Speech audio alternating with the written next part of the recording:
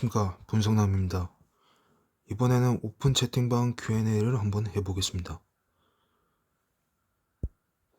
먼저 이분은 30살에 전기과 졸업해서 전기 산업기사 하나 있으시고 지금 무제한 선임은 푸는 상황입니다. 그래서 이 질문을 시설기사가 전기안전관리로도 근무하고 싶다면 뭐 전기공사나 전기안전 대행 경험을 쌓고 이직하는 게 맞는지, 아니면 일단 전기 선임을 해서 배워가는 게 맞는지 질문을 드린다고 했습니다.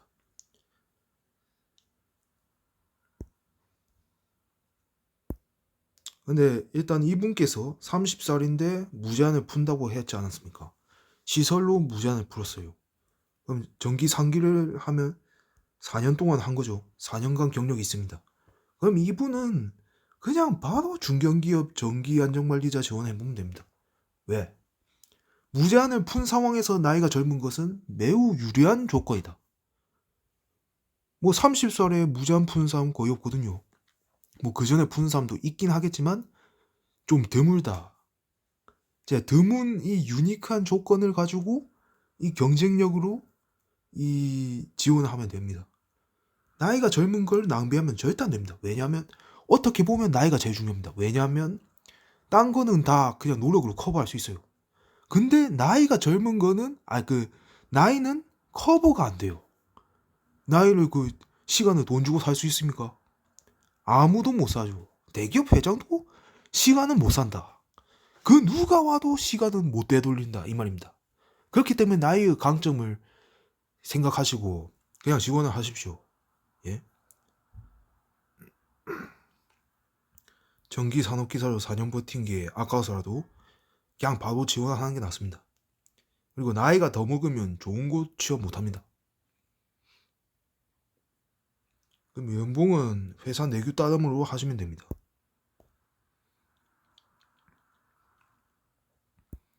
그리고 사수분이 있는지 없는지는 모릅니다. 왜냐면 용량이 작을 경우엔 전기 선임이 한 명만 있을 수도 있습니다. 지금 저희 오픈 채팅방 전기쌍기님 보시면 이 사수분이 없으셔서 지금 상당히 고생을 많이 하고 계십니다.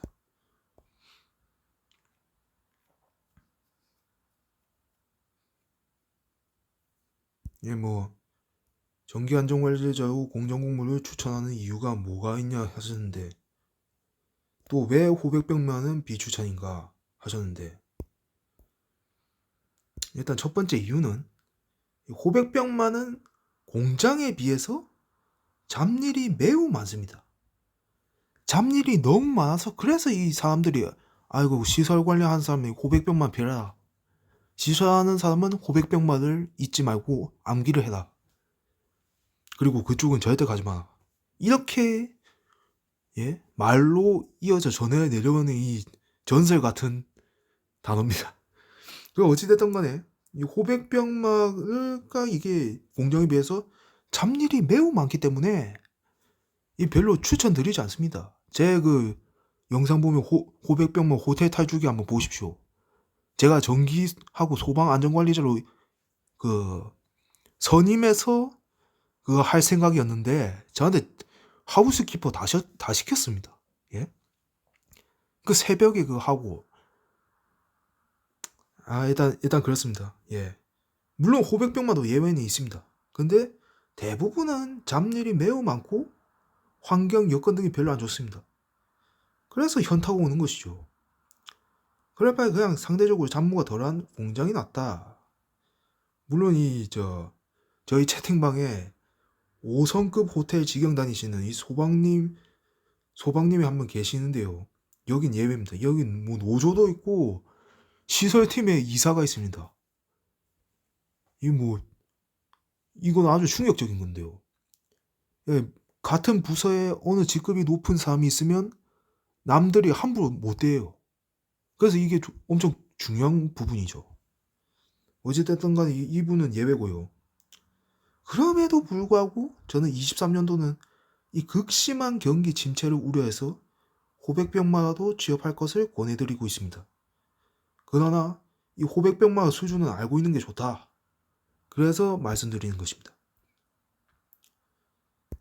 공장 공무원은 24시간 안전관리자.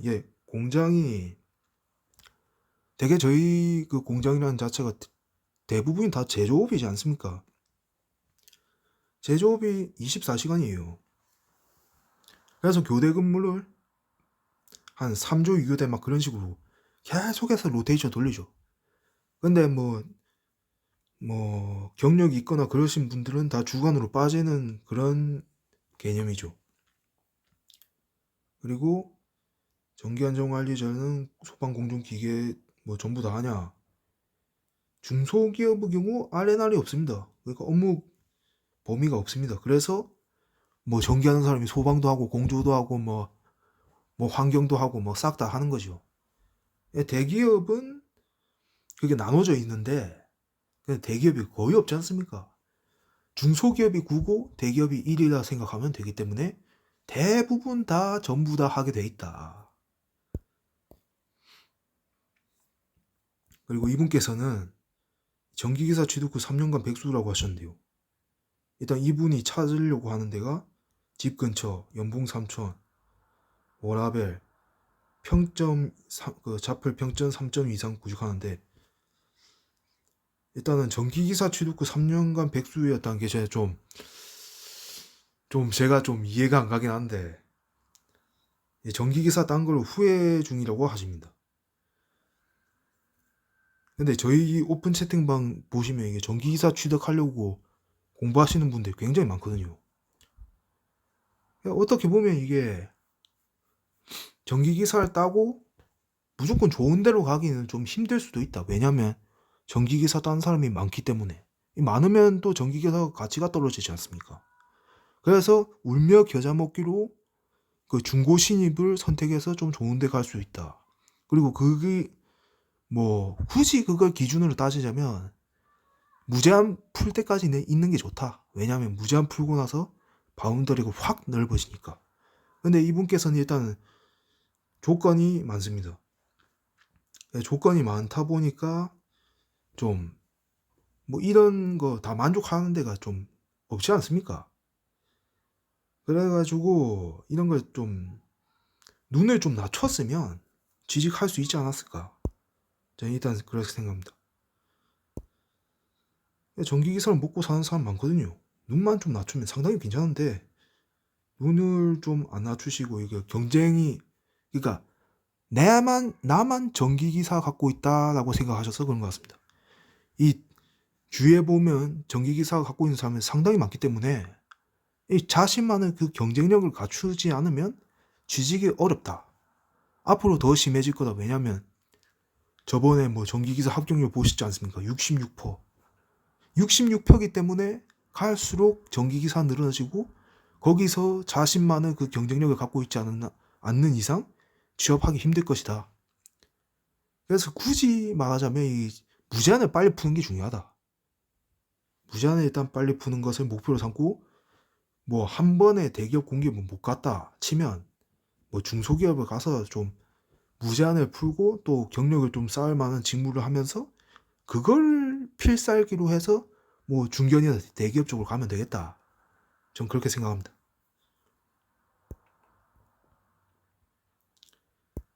경력이 없는데 처음부터 좋은 데 들어가기 힘들고요.